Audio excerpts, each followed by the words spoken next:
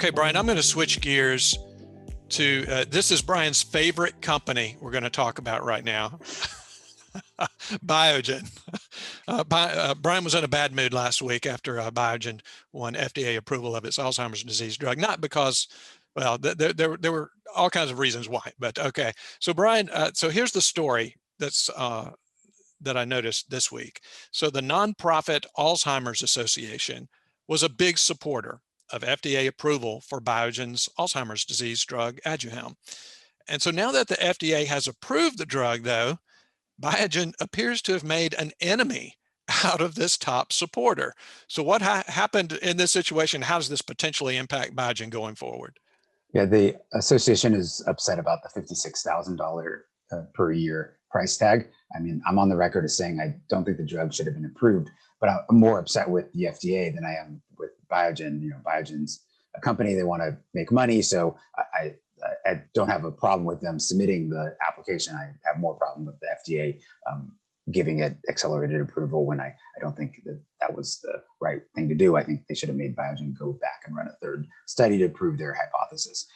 But I'm also fully supportive of the $56,000 price tag. To me, that says that Biogen and its partner Eisai don't think that this is going to be a drug for the masses. The association is kind of in a tight spot, right? Because they're an advocate for the masses, and so they would like as low a price as possible. But I kind of imagine there's some scientists at the association that might agree with me that they shouldn't have the approval, and so maybe I'm not sure how much the association should be recommending the drug. So I think this might be more making sure that the next drug isn't necessarily the next drug that actually works. They may be setting Biogen up so that the next the next company that gets a drug approved doesn't come right behind Biogen and expect a $50,000 price tag. And I would imagine that most companies probably wouldn't do that. So if you look at let's say a Lipitor or something like that, those weren't $50,000, and Pfizer didn't have to charge $50,000 a year for Lipitor because they could sell it to the masses. So I think if a drug that works and will get large scale recommendations from doctors, prescriptions from doctors, then I think that the companies probably wouldn't price it that high. Assuming I'm right, then Biogen thinks this is a specialty drug, and I don't think a lack of endorsement for the masses is that big of a deal.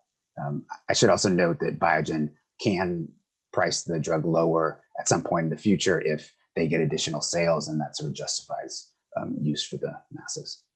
Do you think that the Alzheimer's Association is maybe most concerned about the potential out-of-pocket costs, the copays that Medicare patients in particular might have to pay for this drug?